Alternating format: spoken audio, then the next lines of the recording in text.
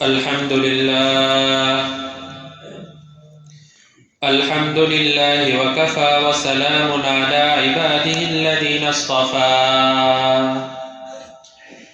أما بعد فأعوذ بالله من الشيطان الرجيم بسم الله الرحمن الرحيم ومكروا ومكر الله والله خير الماكرين إذ قال الله يا عيسى إني متوفيك ورافعك إلي ومطهرك من الذين كفروا وجاعل الذين اتبعوك فوق الذين كفروا إلى يوم القيامة ثم إلي مرجعكم فأحكم بينكم فيما كنتم فيه تختلفون فأما الذين كفروا فأعذبهم عذابا شديدا في الدنيا والآخرة وما لهم من ناصرين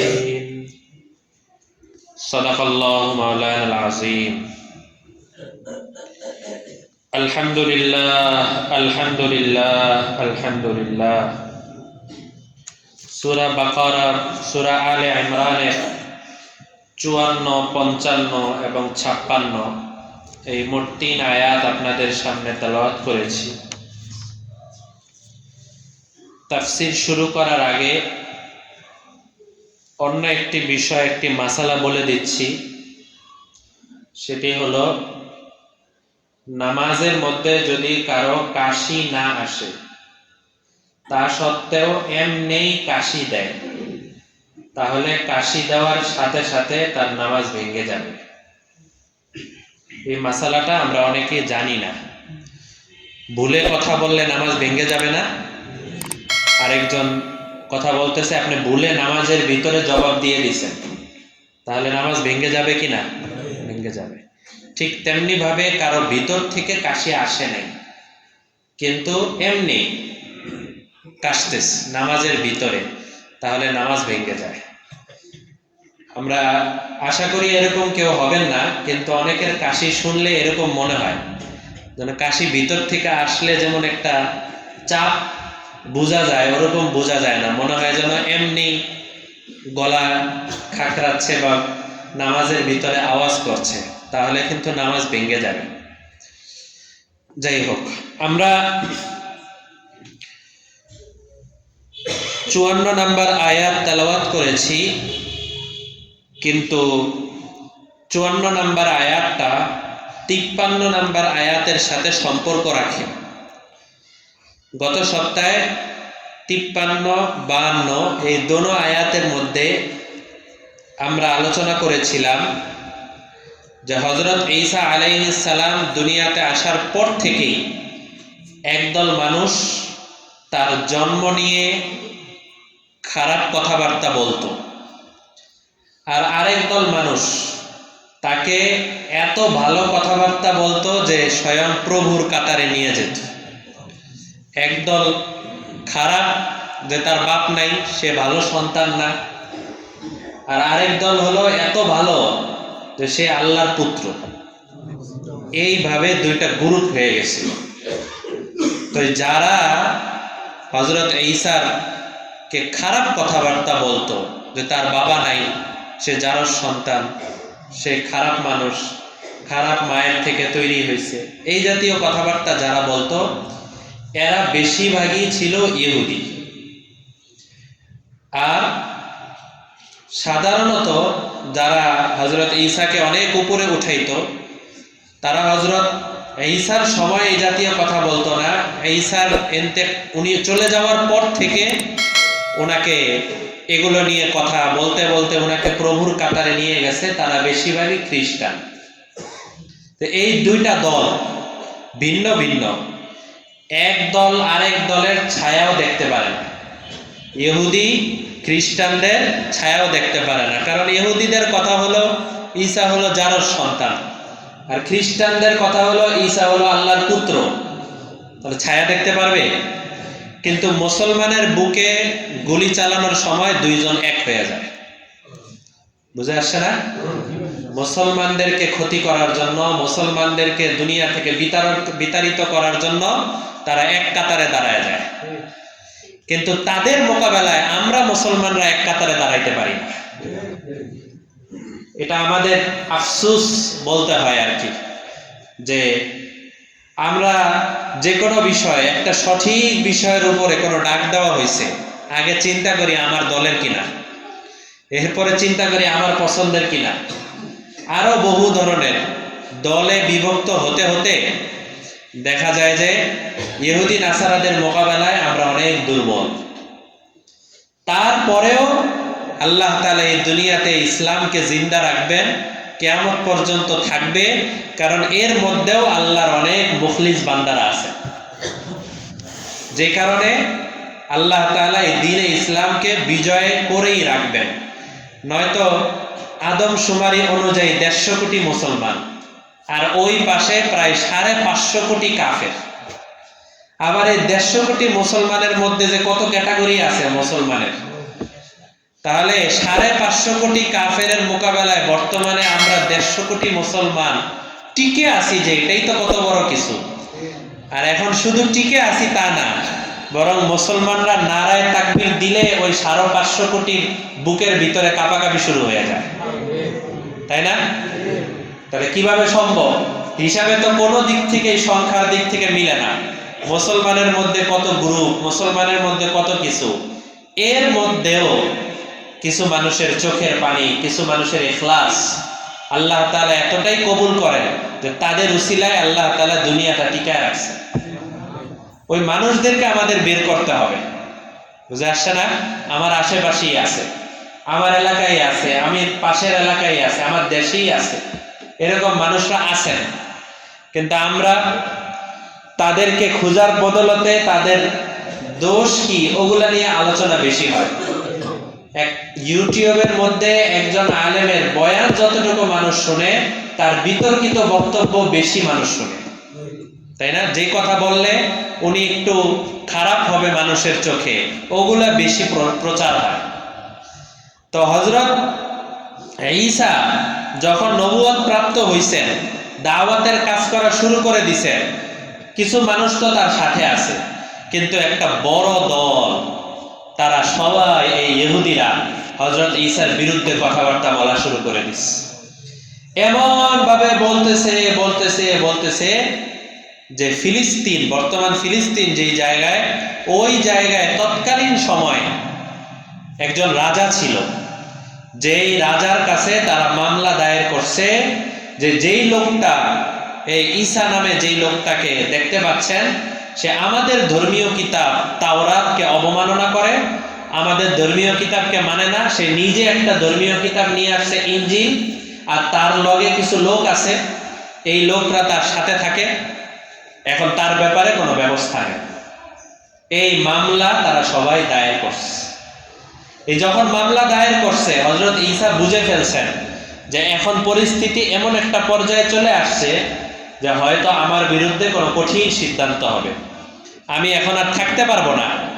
তখন উনি চিৎকার করে আওয়াজ করে বলেছেন, মান আনসারি ইলাল্লাহ, হায় তোমাদের মধ্যে কেউ কি আছো যে আমার জন্য আনসার হয়ে যাবা, আমার সাহায্যে আসবা, আমার দিকে খেয়াল রাখবা। এখানে হযরত ঈসা যদিও নিজের দিকে ডাক দিয়েছেন, আসলে উদ্দেশ্য নিজের দিকে ডাক দেওয়া না, বরং আল্লাহর দ্বীনের দিকে ডাক দেওয়া।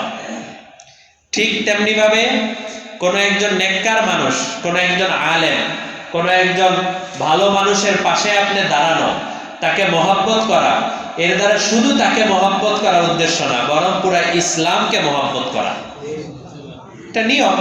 তো উনি ডাক দিচ্ছেন, মান আনসারি ইলাল্লাহ, কে আছো যে আমাকে একটু আনসার হবা, আমার প্রতি খেয়াল রাখবা।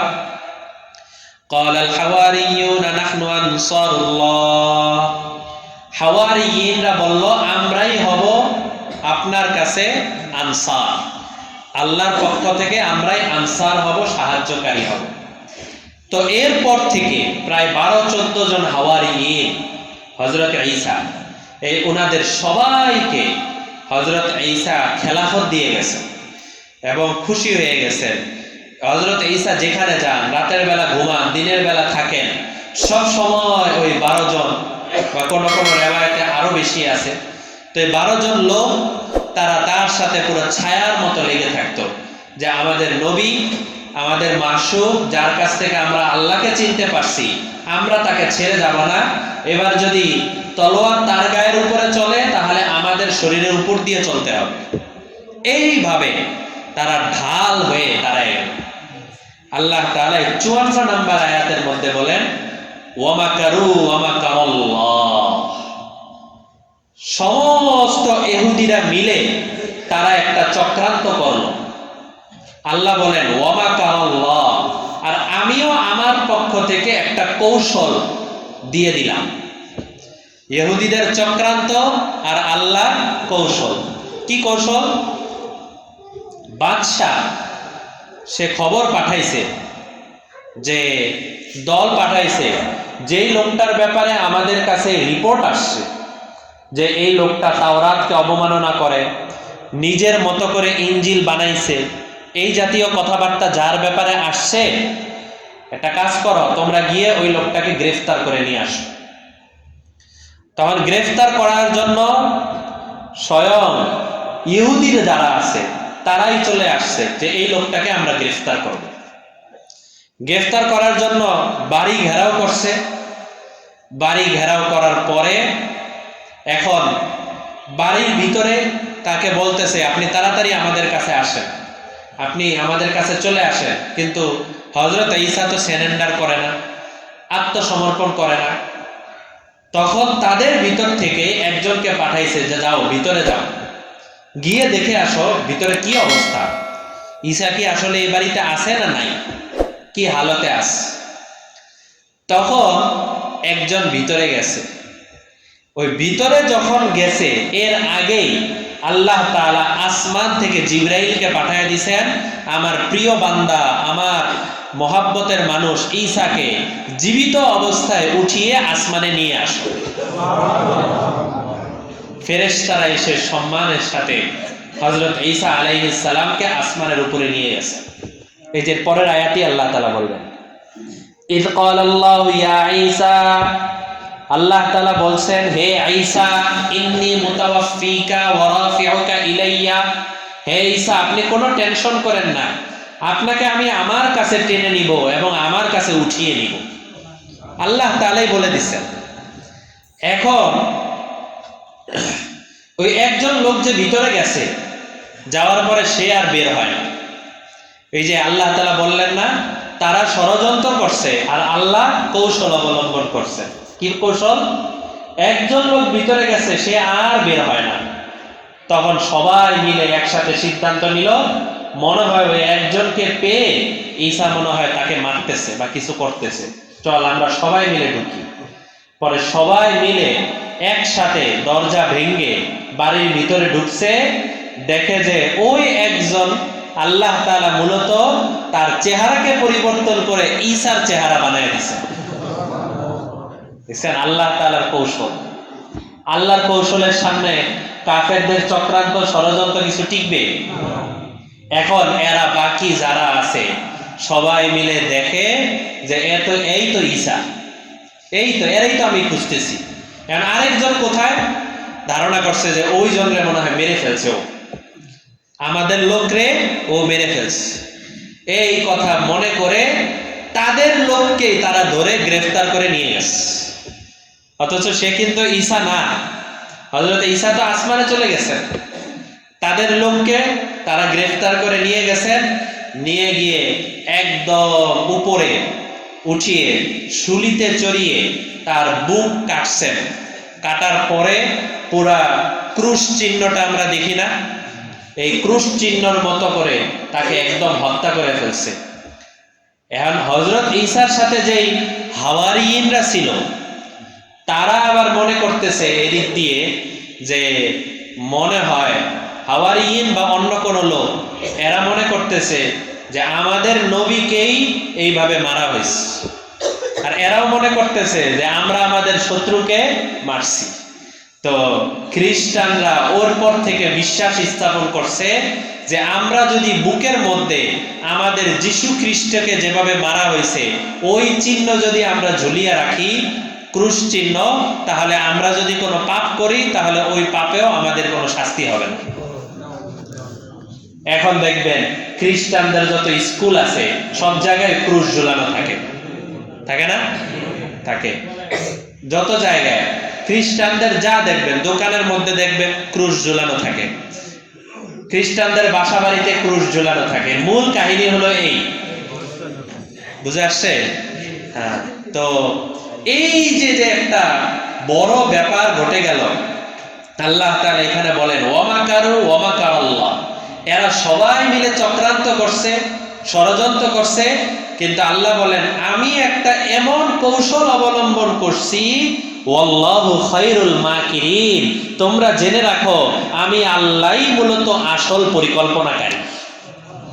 কিয়ামত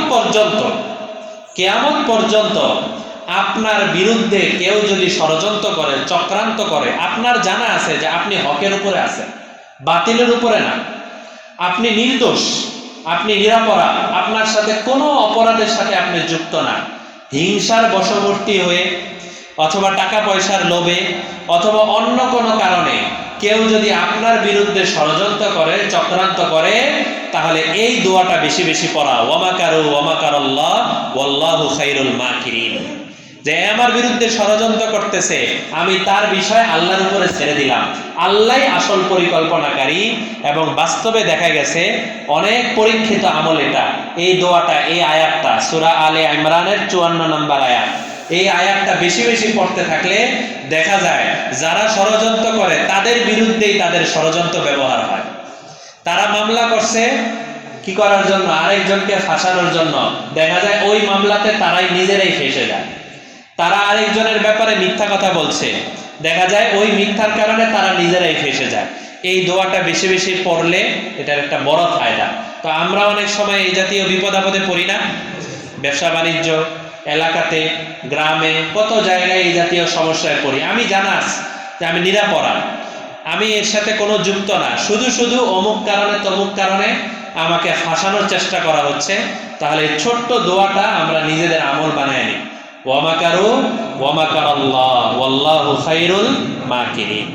আচ্ছা চলেন এরপরের আয়াতে আল্লাহ তাআলা বলেন ইয ক্বালাল্লাহ, আল্লাহ তাআলা বলেছেন ইয়া ঈসা, হে ঈসা, ইন্নী মুতাওয়াফফিকা ওয়া রাফিউকা ইলাইয়া, আমি তোমাকে উঠিয়ে নিব, আমি তোমাকে আমার কাছে নিয়ে আসব, ওয়া মুতাহহিরুকা মিনাল্লাযীনা কাফারু, যারা কাফের, যারা তোমাকে দেখতে পারতো না, তারা তোমার চরিত্রের ব্যাপারে অনেক ধরনের কথা বলছে, তোমার মায়ের চরিত্রের ব্যাপারে অনেক ধরনের কথা বলছে। জেনে রাখো হে ঈসা, তুমি যেহেতু নির্দোষ, তুমি যেহেতু নিরাপরাধ, তাই তোমাকে পবিত্র করার জিম্মাদারিও আমি আল্লাহ হাতে নিয়ে নিলাম। এই জন্য নবীদের ব্যাপারে যত ধরনের ষড়যন্ত্র হয়েছে, চক্রান্ত হয়েছে, আল্লাহ নিজে তার জবাব দিচ্ছেন। অথচ হিসাবে কিন্তু আল্লাহ তাআলা কোথায়? আল্লাহ তাআলা অনেক উপরের জাত, উনি কিন্তু নবীর পক্ষ নেওয়ার কোনো প্রয়োজন নাই।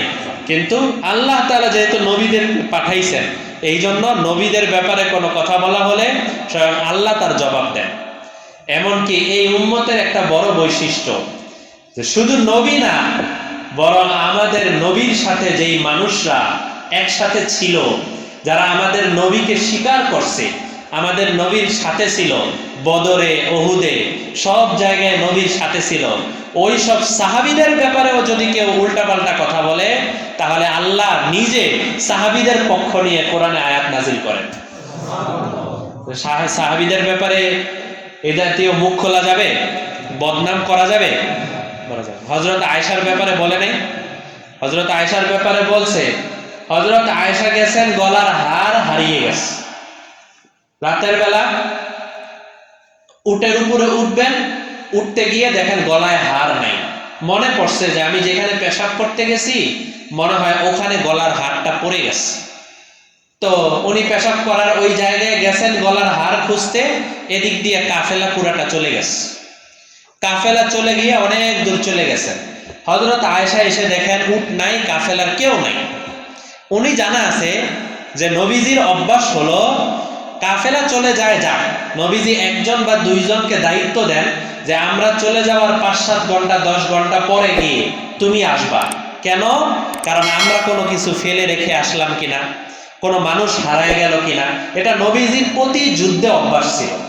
তো হযরত আয়েশা চিন্তা করছেন যেহেতু নবীজির অভ্যাস, কাউকে না কাউকে নবীজি দায়িত্ব দেন, সুতরাং অবশ্যই নবীজি কাউরে না কাউরে দায়িত্ব দিবে অথবা খুঁজতে পাঠাবে, আমার দৌড়াদৌড়ির কোনো দরকার নাই, আমি এ জায়গায় বসে থাকি। তো রাতের বেলা উনি এখানেই বসে আছেন। সফওয়ান নামে নবীজির এক সাহাবী, ওনাকে নবীজি দায়িত্ব দিছেন যে তুমি ঘুরে ঘুরে দেখবা কেউ রয়ে গেল কিনা। সফওয়ান এসে দেখেন হযরত আয়েশা এখানে শোয়া, উট নামাইছেন, হযরত আয়েশা উটের উপরে উঠছেন। এরপরে সফওয়ান ওই উটকে চালায়া একদম কাফেলা দুপুরে গিয়ে যেখানে মিশছে ওই জায়গায় নিয়ে গেছে। এই হলো ঘটনা। কিন্তু নবীজির সাথে যারা খুব মহব্বতের দাবি করে, আসলে মহব্বত বলতে কিচ্ছু নাই, মুনাফিক। এদের মধ্যে একজন ছিল আব্দুল্লাহ ইবনে উবাই ইবনে সালুল। এই লোক, সে বলে সফওয়ান আর আয়েশা দুইজন রাত্রে বেলা একসাথে ছিল, নিশ্চয়ই দুইজনে জিনা করেছে। কার ব্যাপারে কি বলে, এবং এটা এমন ভাবে ছড়ানো শুরু করছে, জেনে রাখবেন একটা মিথ্যা যদি বারবার বারবার বারবার বলা হইতে থাকে, এক পর্যায়ে মানুষের কাছে ওইটাই সত্য হয়ে যায়। একটা ইতিহাস দেখবেন বারবার মিথ্যা ইতিহাস বলা হচ্ছে, বইতে লেখা হচ্ছে, দেখবেন যে ওইটা এমন সত্য হয়ে যায়, ওটার বিরুদ্ধে যদি কেউ বলে তাকে মিথ্যাবাদী বলা হয়, এটা নিয়ম। তো এমন ভাবে ছড়ানো শুরু করছে মিথ্যা মিথ্যা মিথ্যা মিথ্যা। হযরত আয়েশা তো এক পর্যায়ে আমাদের নবীজি পর্যন্ত হযরত আয়েশাকে জিজ্ঞেস করে বলছেন, হযরত আয়েশা দেখো, আসলে শয়তান তো মানুষকে কত রকমই ধোঁকা দেয়, আসলে কি তোমার দ্বারা এমন কিছু হয়েছে কিনা তুমি বলো, স্বীকার করো। নবীজি পর্যন্ত এই কথা বলে ফেলছেন। আল্লাহ তাআলা 18 পারায় প্রায় 2 পৃষ্ঠা ব্যাপী হযরত আয়েশার এই ব্যাপারে আয়াত নাজিল করছেন। আল্লাহ তাআলা কত বড় জাত, ওনার দরকার ছিল আলাদাভাবে আয়াত নাজিল করা, কিন্তু আল্লাহ তাআলা তার প্রিয় বান্দা যারা ঈসা নবী, মূসা এবং আমাদের নবী এবং সাহাবায়ে কেরাম, যাদের ব্যাপারে এই জাতীয় চক্রান্ত হয়, ষড়যন্ত্র হয়, এগুলোর ব্যাপারে আল্লাহ তাআলা সরাসরি আয়াত নাজিল করেন। সুতরাং সাহাবায়ে কেরামের নিজেদের মধ্যে পারস্পরিক কোনো ইখতিলাফ থাকতেই পারে, নিজেদের মধ্যে কোনো দ্বিমত থাকতেই পারে, এমনকি বিভিন্ন নবীজির ইন্তেকালের পরে এক পর্যায়ে সাহাবীদের মধ্যেও অনেক ধরনের বিভিন্ন কথাবার্তা হয়েছে। ওগুলো আমরা আলোচনায় এনে নিজের মুখটাকে নাপাক করার কোনো দরকার নেই, বরং সাহাবায়ে কেরাম ওনারা জান্নাতি, সাহাবায়ে কেরাম জান্নাতি, বাস এই ব্যাপারে আমাদের আর কোনো কথা নেই। তো এই যে দেখেন আল্লাহ তাআলা বললেন ওয়া মুতাহহিরুকা মিনাল্লাযিনা কাফারু, হে ঈসা তোমার ব্যাপারে, তোমার মায়ের ব্যাপারে বহু মানুষ বহু কিছু বলতেছে, জেনে রাখো আমি নিজে তোমাকে এই জিনিসগুলো থেকে পবিত্র করে দিব। ঠিকই এখন পর্যন্ত আমাদের নবীর উসিলায় আমাদের নবী এসে বলে দিয়েছেন আন্না ঈসা আব্দুল্লাহ ওয়া রাসূলুহু, ঈসা হলো আল্লাহর বান্দা, আল্লাহর রাসূল, না ইবনুল্লাহ, সে আল্লাহর পুত্রও না, এবং না জানি, সে কোনো ইবনু জানি, সে কোনো জিনাকারীর সন্তানও না, বরং আল্লাহ তাআলার বান্দা, আল্লাহ তাআলার রাসূল। হযরত ঈসা দুনিয়াতে আসছেনও অস্বাভাবিকভাবে, আবার দুনিয়া থেকে উপরে চলেও গেছেন অস্বাভাবিকভাবে। বাবা ছাড়া আসছেন, এটা তো স্বাভাবিক নিয়মের মধ্যে না। ঠিক আবার জীবিত অবস্থায় আসমানে তুলে নিয়ে যাওয়া, এটা আর কারো ব্যাপারে ঘটছে? তো উনি চলে যাওয়াটাও একটা অলৌকিক ঘটনা। ওয়াজাইলুল লাযীনা তাবাউকা ফাওকাল লাযীনা কাফারু ইলা ইয়াউমিল কিয়ামাহ, আল্লাহ বলেন শোনো হে ঈসা, যারা তোমাকে সঠিকভাবে মানতে পেরেছে, তোমাকে আল্লাহ পুত্র বানায় নাই, সঠিকভাবে মানতে পেরেছে, তুমি জেনে রাখো যারা তোমাকে এত কষ্ট দিল এদের উপরে ইলা ইয়াউমিল কিয়ামাহ, কিয়ামতের দিন আমি তোমাকে এবং যারা তোমাকে মেনেছে সঠিকভাবে তাদেরকে কিয়ামতের দিন আমি উঁচু মাকাম দান করব। তো বাস্তবেই যারা সঠিকের উপরে আছে, হকের উপরে আছে, সঠিক জিনিসটা জানে এবং সঠিক জিনিসের সাথে থাকে, দুনিয়ার বিবেচনায় ক্ষমতার পাওয়ারে হয়তো কিছুদিন তারা একটু অবদমিত থাকতে হয়, একটু নিচে থাকতে হয়, কিন্তু আল্লাহ তাআলা তাদেরকে ইজ্জতের সাথে অনেক উঁচায় নিয়ে যাবে। এটা স্বাভাবিক। এই জন্য যদি আমি নিরপরাধ হই, আমি যদি হকের উপরে থাকি, আমি যদি সঠিক জিনিসের উপরে থাকি, আমার বিরুদ্ধে অনেক ধরনের ষড়যন্ত্র চক্রান্ত হলেও ওই দিকে পরোয়া করার প্রয়োজন নেই। বরং আমি নিজের উপরে, নিজের যেটা কোরআন সুন্নাহ অনুযায়ী, সেই অনুযায়ী চলার চেষ্টা করব। সুম্মা ইলাইয়া মারজিউকুম ফাআহকুমু বাইনাকুম ফীমা কুনতুম ফীহি তাখতালিফুন। তোমরা জেনে রাখো, তোমাদের সবাইকে আবার আমি আল্লাহ আমার কাছে ফেরত নিয়ে আসব।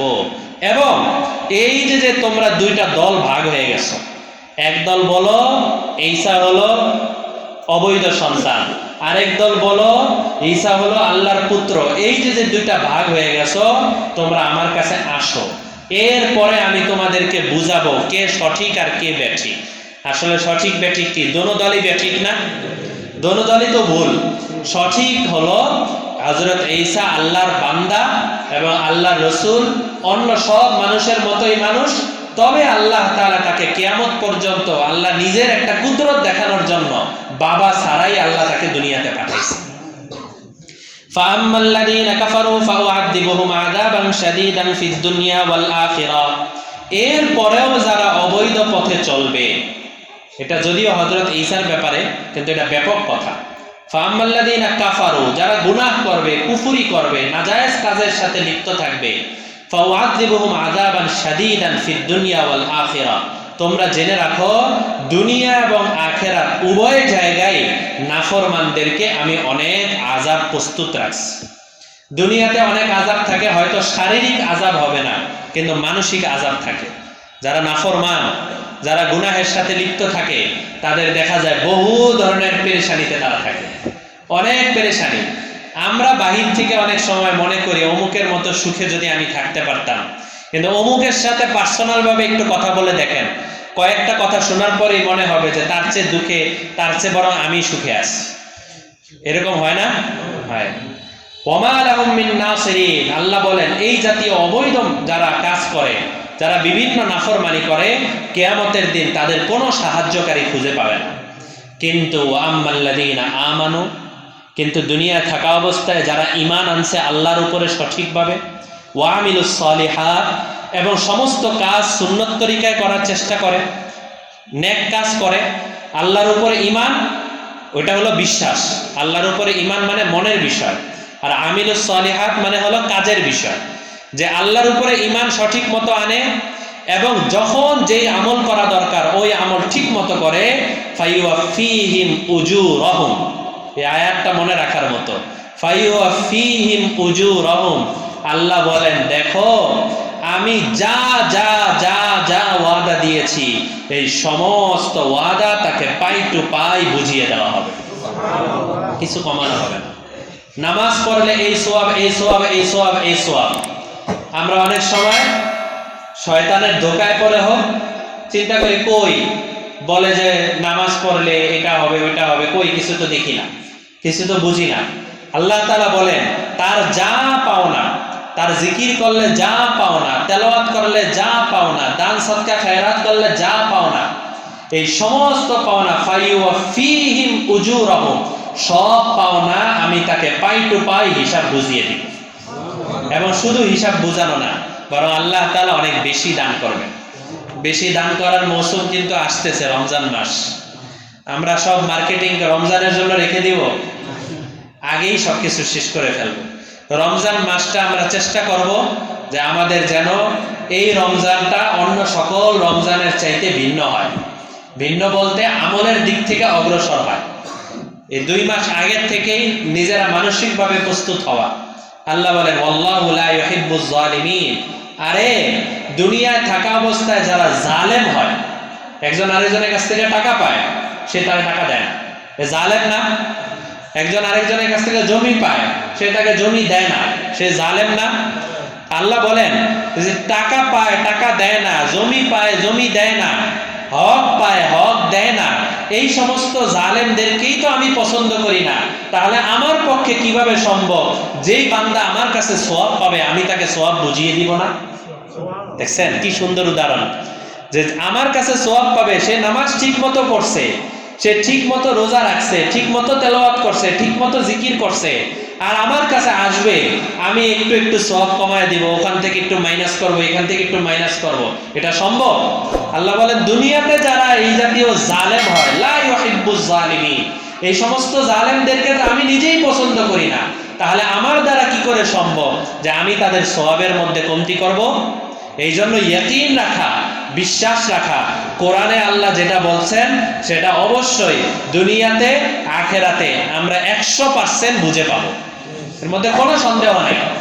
হয়তো আমি সাধারণ মানুষ, গুনাহগার মানুষ, আপনাদের সামনে বলছি, কথাগুলো বলছি, কিন্তু এই কোরআন তো আর সাধারণ কিতাব না, এই মসজিদ তো আর সাধারণ মসজিদ না, এটা আল্লাহর ঘর।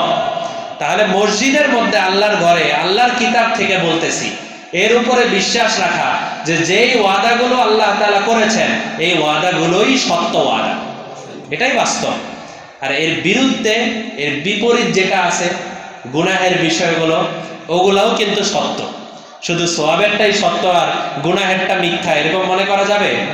গুনাহের যে আযাবের কথা আছে ওগুলোও তো সত্য। তাই আমাদের অনেক দিন যাবত তাফসীর শুনতেছি, তাফসীরে আমল করার চেষ্টা করি, কিন্তু নিজের জীবনটাকে যদি পরিবর্তন না করি, যে আমি গুনাহ থেকে একদম ঘুরে আসলাম এবং আমার যে ওয়াদাগুলো, সওয়াবের ওয়াদাগুলো, এগুলোর দিকে আমি ছুটলাম, এবার আল্লাহর কাছে আমি বুঝে পাবো, এটা যদি করতে না পারি তাহলে আমার তাফসীর এখনো পুরোপুরি ভাবে নিজের মধ্যে আসে না। যালিকা নাতলুহু আলাইকা মিনাল আয়াত ওয়া যিকরিল হাকীম, এই যে এই কথাগুলোই পরের আয়াতে আল্লাহ বলেন, এই যে আমি তোমাদেরকে এত ওয়াদা দিতেছি, তোমরা জেনে রাখো এগুলো আমার বানানো কোনো ওয়াদা না, এগুলো কিতাবের আয়াত, ওয়া যিকরিল হাকীম, এগুলো হাকিমের কথা, আল্লাহর কথা। যেহেতু আল্লাহর কথা, সত্য কথা, এর মধ্যে কোনো ভেজাল নাই, এর মধ্যে কোনো ধরনের সন্দেহ নাই, তাহলে আমি কেন মানব না? দুনিয়ার যত নেতা আছে যারা ওয়াদা দেয় 2 দিন পরে ওয়াদা ঘুরাইতে কোনো চিন্তাই করে না, তাই না? এমন কোন জায়গা আপনি দেখাতে পারবেন যে ওয়াদা দিছে এবং ওয়াদা পুরা ঠিক আছে? কোনো, দেখবেন আজকে এক কথা, কালকে আরেক কথা, পরশু আরেক কথা, তারপরেও তো ওই এক কথার পিছনে আমি দৌড়াইতেছি, এক কথার পিছনে আমি কত কিছু করতেছি। কিন্তু আমাদের যেই তাফসীর, এটা হলো দুনিয়ার মধ্যে সর্বশ্রেষ্ঠ মজলিস, কারণ কোরআনের কথা না, আমার কথা না, সব আল্লাহ তাআলার কথা। আল্লাহর জমিনে, আল্লাহর ঘরে আল্লাহর কথা আলোচনা হওয়া, এর মধ্যে কোনো ধরনের সন্দেহ নাই। তো আমরা নিয়ত করি, আগে যা করেছি আমরা তওবার পথে আসি এবং নিয়ত করি যে আমরা সমস্ত ধরনের গুনাহ ছেড়ে দিব এবং আমলের পথে উঠবো। আল্লাহ আমাদের সবাইকে তৌফিক দান করেন। ওয়া আখিরু দাওয়ানা আনিল হামদুলিল্লাহি রাব্বিল আলামিন।